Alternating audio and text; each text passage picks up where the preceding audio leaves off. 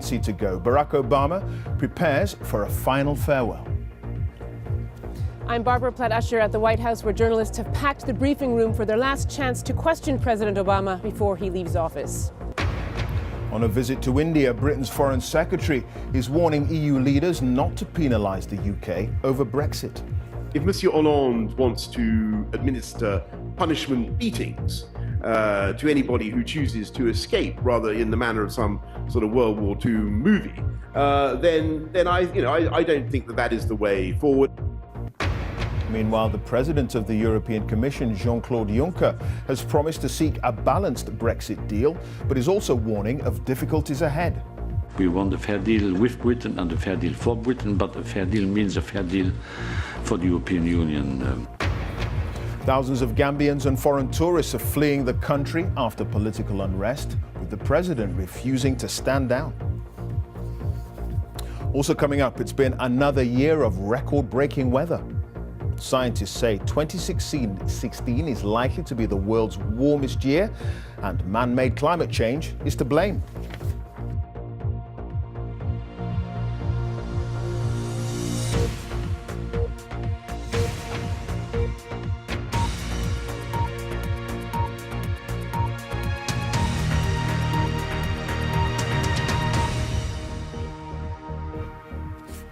Good evening and welcome to BBC News.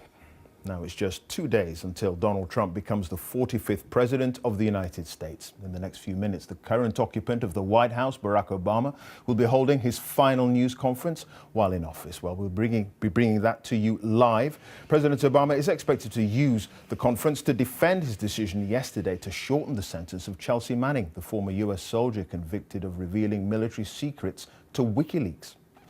Well, let's go straight to Washington now and speak to our correspondent, Barbara Platt-Usher, who's there for us now. Barbara, yes, certainly the front part of this press conference is probably going to be dominated by the commutation of Chelsea Manning's sentence.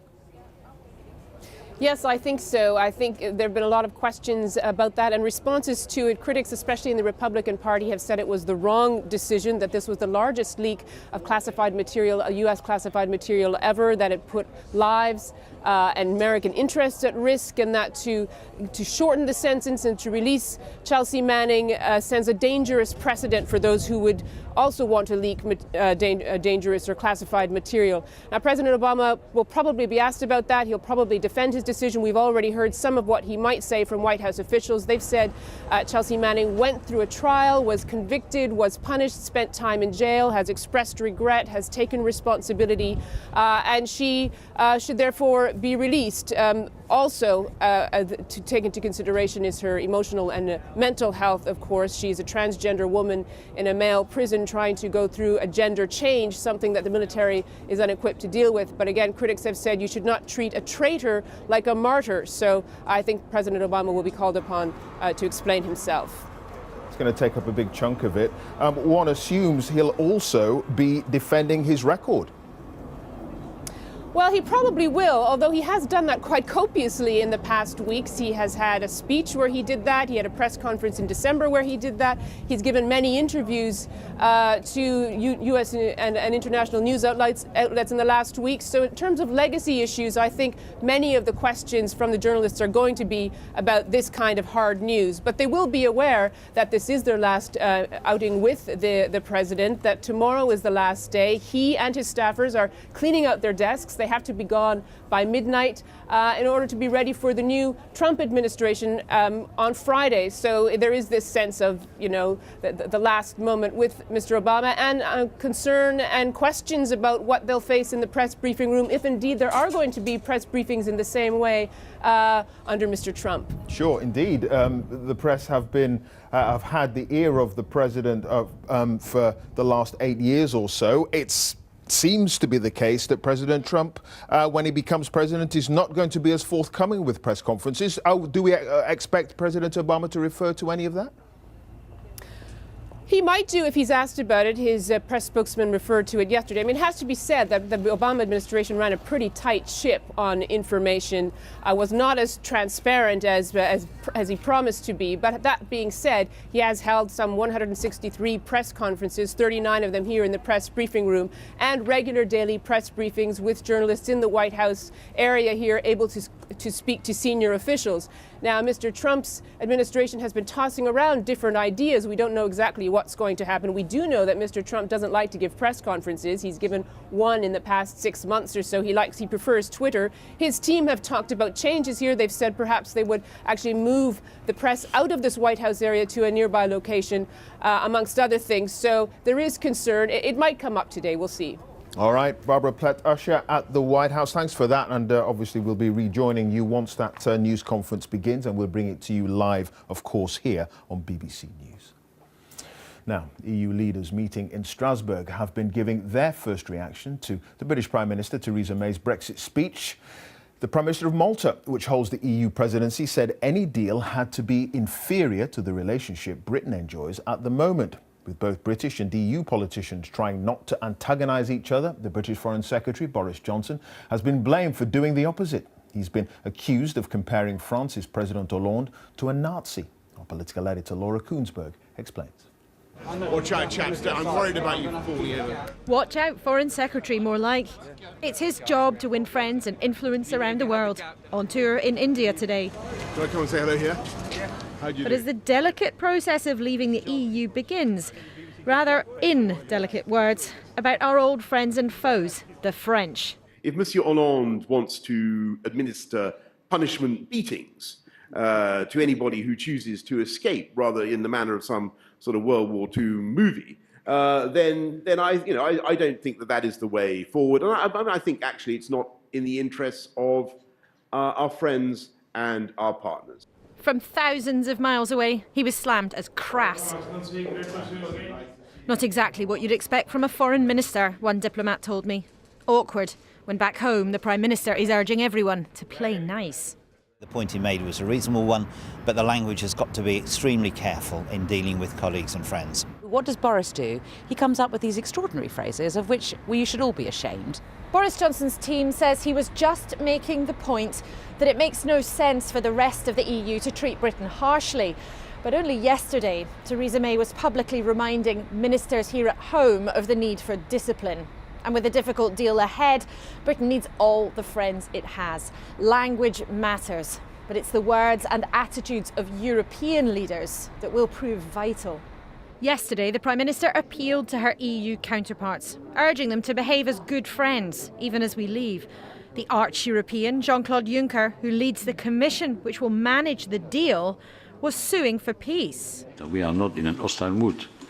We want a fair deal with Britain and a fair deal for Britain, but a fair deal means a fair deal for the European Union. Yet Europe's leaders are in no mood to let Britain divide and conquer. Their goal right now is sticking together. We now have a clearer idea of what Britain wants, Angela Merkel said.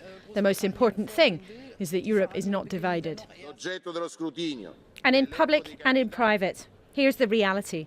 Whatever the UK asks for, the rest of the European Union will not do a deal where the terms of trade are as cushy outside as in. We want a fair deal for the United Kingdom, but that deal necessarily needs to be inferior to membership. Are you playing hardball, Prime Minister? She may well smile. Her speech yesterday pleased most of her party. But Theresa May is still under attack for not giving MPs enough of a say. It's not so much the Iron Lady as the Irony Lady. I've got a plan. He doesn't have a clue. Next Tuesday, it's over to the courts, who could force the government to give detail, much more detail, to Parliament before the technical process of extricating ourselves from the EU begins. In these negotiations, it will not always seem that ministers are in charge. Laura Koonsberg, BBC News, Westminster. Well, our Europe correspondent Damien Grammaticus now explains how MEPs in Strasbourg have been reacting to Theresa May's proposals for Brexit and those comments from Boris Johnson. The comments by Boris Johnson, although some here see them as at best insensitive and at worst quite offensive, really have not made a very big impact, because here the view is that there are very serious issues at stake, and the important thing to be remembered here is that what they're saying is that the UK needs to understand that it is trying to achieve some unprecedented things. Theresa May wants to have a free trade deal and in an unprecedented amount of time, within 2 years. For that, she needs goodwill on behalf of the negotiating partners here. Now, what the Maltese Prime Minister, who will chair the EU countries, said was that Theresa May had made a political decision to prioritise stopping the free movement of people, and the UK leaving the single market would not achieve as good a deal outside. Very, very clear on that. Angela Merkel also very clear today, saying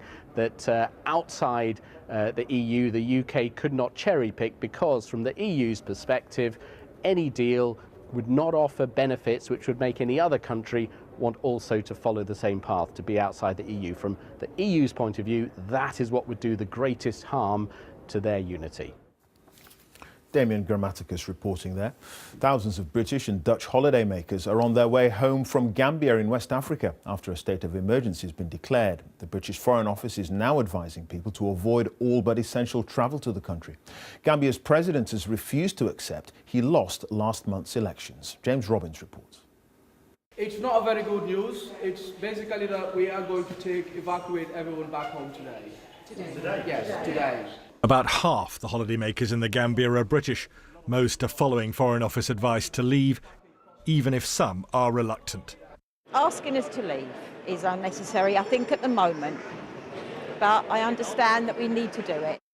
To me, it feels stupid, because this will all be over within 24 hours to 48 hours. But it's not just foreigners fleeing the capital, Banjul. Many Gambians fear possible violence as the president tries to cling to power, defying his election defeat last month. President Yahya Jammeh at first conceded that he'd lost, 22 years after seizing power and facing mounting accusations of torturing and murdering opponents. But then he changed his mind and refused to step down. The man who won, Adama Barrow, fled to neighbouring Senegal. He insists he will be sworn in as president tomorrow. And other West African states, including Nigeria, are preparing their forces to intervene on his behalf. The Foreign Office stresses that one of its first duties is the protection of Britons overseas. So ministers felt they had no choice but to urge those in the Gambia to leave. The Americans took a similar decision more than a week ago. Ministers feel caution has to be the watchword. We have been putting a plan together, contingency plan together, should the advice from the Foreign and Commonwealth Office change. And of course that happened last night. And the advice to stop all but essential travel effectively translates into you shouldn't go unless you have to, and if you're out there, you really ought to come home. So now charter aircraft are flying into the Gambia empty, flying out full, as the tourist exodus accelerates.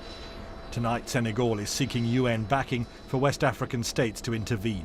Its troops are already massing on the border. James Robbins, BBC News. Well, our correspondent in Gambia, Umaru Fafana, has been to Banjul International Airport to speak to people preparing to leave the country. Thousands of European tourists are streaming out of the Gambia, with special flights having been arranged for them. They are mostly from the United Kingdom, which has nearly 1,000 tourists in this country at present, but there are also others from France and from the Netherlands. Some of them have reacted negatively to they having been asked to leave, but others say it's safety first. Therefore, they are pleased to go back home at the insistence of their governments and their families. All of this comes just a day after President Yahya Jammeh declared a state of emergency, which was endorsed by Parliament, which also extended his mandate, which should have ended at midnight tonight. All of this comes amid uncertainty as to what will happen next, with a massive troop build-up by particularly Senegal and Nigeria to install Adama Barrow as the elected president of this country, something which President Jammeh has challenged. Umaru Fafana there at Banjul International Airport. We've got some news that's come into us in the last couple of minutes, and that is that the former US President George Bush Sr., who's been in hospital in Texas, since the weekend, since Saturday. He has apparently been moved to intensive care. Now, he's said to be in a stable condition after being treated for pneumonia, and he is 92 years old. His wife, Barbara, has also been admitted to the same hospital as a precaution because of fatigue. So the former US President George Bush Sr., he's been in hospital in Texas since last Saturday. He's been moved to intensive care, suffering from pneumonia. The headlines now here on BBC News. President Barack Obama prepares to make a final farewell speech in front of journalists at the White House with 2 days of his presidency to go. On a visit to India, Britain's Foreign Secretary is warning EU leaders not to penalise the UK over Brexit. Thousands of Gambians and foreign tourists are fleeing the country after political unrest, with the president refusing to stand down after last month's elections.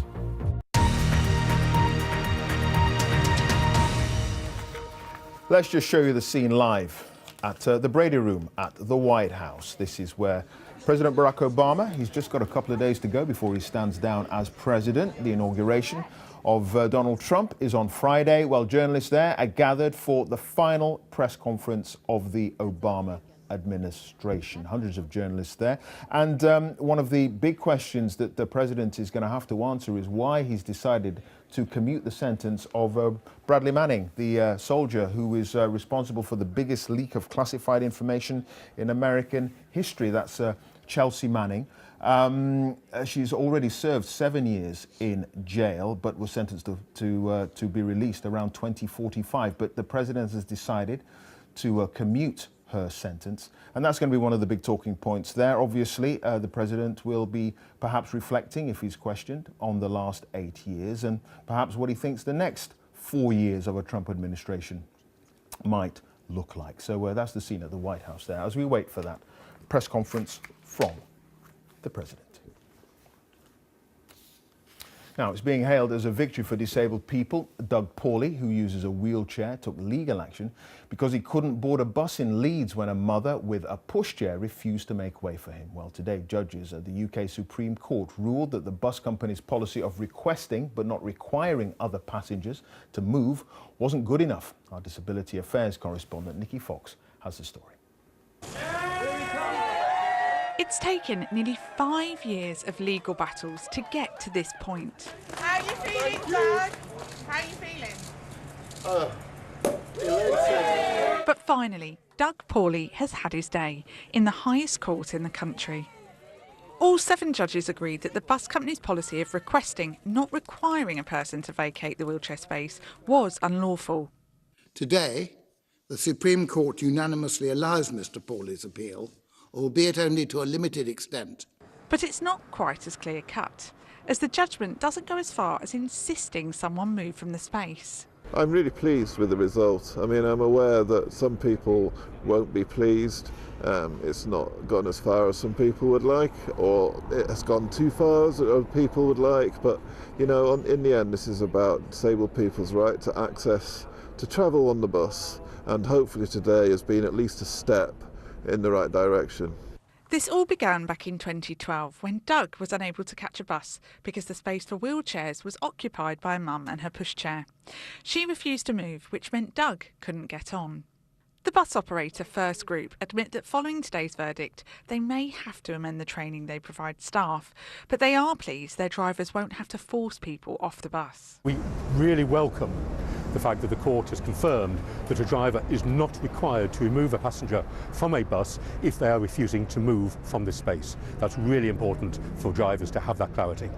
The impact of today's judgment will have much wider implications that span further than just buses. Any service provider or company that has a dedicated space for disabled people, now that could be a supermarket disabled bay or an accessible toilet in a restaurant, they will have to make sure that wheelchair users get priority. But not all wheelchair users agree. I won't go in a bus and take women with the prams. You know, I am disabled, right, but I am still a man, and you know, this just feels not right. But what about mums with babies? It's not quite as simple as wheelchairs versus pushchairs. It's better off if it just remains a grey area for people to use the common sense. However nuanced, today's Supreme Court ruling does pave the way for a closer look at legislation when it comes to prioritising access for wheelchair users. Nikki Fox, BBC News. NASA says it's official. 2016 was the hottest year since records began, more than a century ago. Average global temperatures edged ahead of 2015 and are now 1.1 degrees higher than pre-industrial levels. In fact, scientists say it's the third consecutive year the record has been broken. It's believed the El Niño weather phenomenon played a role, but increasing levels of greenhouse gases are the main factor in driving up temperatures. Our science correspondent, Rebecca Morell, has more. Our planet is warming fast, and the latest data suggests that 2016 was a record-breaking year. This winter, parts of the Arctic have had a heatwave. Temperatures were above freezing when they should have been far below. While Australia's Great Barrier Reef was transformed to this, vast swathes of coral were killed off as the waters warmed. 2015 was the warmest year on record up until now, so 2016 has just beaten that, and it's beaten that by about 0.12 degrees Celsius, which doesn't seem like a lot, but in terms of the year-to-year variations, it's actually huge. Part of this rise was caused by an El Niño event, a warm ocean current that disrupts the world's weather. But scientists say greenhouse gases were the main driver. This shows how global temperatures have increased since the Industrial Revolution. The bigger the circle, the hotter the year. And the latest data collected by NASA and meteorological agencies around the world suggests 2016 is the third year in a row to break records. The global temperature is edging ever closer towards some worrying figures. Scientists say a rise of 2 degrees Celsius above pre-industrial levels could lead to dangerous impacts around the world. So a lower limit of 1.5 degrees Celsius was set by the Paris Climate Agreement, a global deal that came into force last year. But with carbon dioxide at record levels, scientists say this is a temperature threshold we're on course to surpass.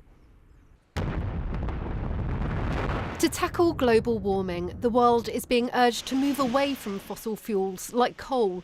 But in the US, Donald Trump has said he wants to revive the industry and has threatened to pull America out of the Paris Climate Agreement. The woman who brokered the deal is concerned. If the US chooses to exit the road and the path that is being pursued by every other country in the world, it is only going to damage itself because it will become less competitive. We are moving toward a decarbonized society. All eyes will now be on this year's data. Already scientists forecast that 2017 won't be as warm because the El Niño event is over. But they say longer term, unless action is taken, the Earth will continue to heat up. Rebecca Morell, BBC News. Let's take you back to the White House, the Brady Room there.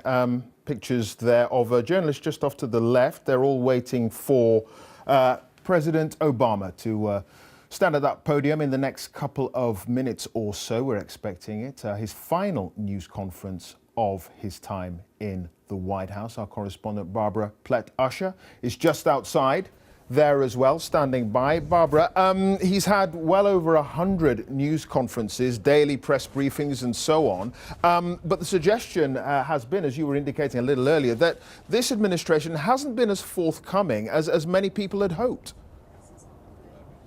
Yes, and well, he's fashionably late at the moment, although maybe just late. He has not been as forthcoming as people might have hoped. There has been quite a lot of control of information in this White House, even though he did promise great transparency. I mean, they do send out briefings, they send out notes about the decisions that they've made, but they have also kept the limits and the controls about what they release. But they have had fairly good access in terms of a press briefing room, in terms of daily press briefings, as we were saying, quite a lot of press conferences, and when Mr. Obama comes to them, he tends to talk fulsomely. He not only answers the question, but he gives the explanation of why he believes what he believes, or he defends what he did. So we have had a lot of time of him talking to the press. All right, Barbara, I'm just going to cut you off there. We're going to hear the president himself. He's just taken the podium. Everybody. Let me start off by saying that I was sorely tempted to wear a tan suit today for my last press conference, but Michelle, whose fashion sense is a little better than mine, tells me that's not appropriate in January. I covered a lot of the ground that I would want to cover in my farewell address last week, so I'm just going to say a couple of quick things before I start taking questions. First, we have been in touch with the Bush family today after hearing about President George H.W. Bush and Barbara Bush being admitted to the hospital this morning. They have not only dedicated their lives to this country, they have been a constant source of friendship and support and good counsel for Michelle and me over the years. They are as fine a couple as we know, and so we want to send our prayers and our love to them. Really good people. Second thing I want to do is to thank all of you. Some of you have been covering me for a long time. There's folks like Christy and Lynn. Some of you, I've just gotten to know. We have traveled the world together. We've hit a few singles, a few doubles. Barack Obama together, at the White House Harvard, with the final Rice, news conference of his was pretty presidency. sound. You're watching I BBC don't do News. stupid stuff.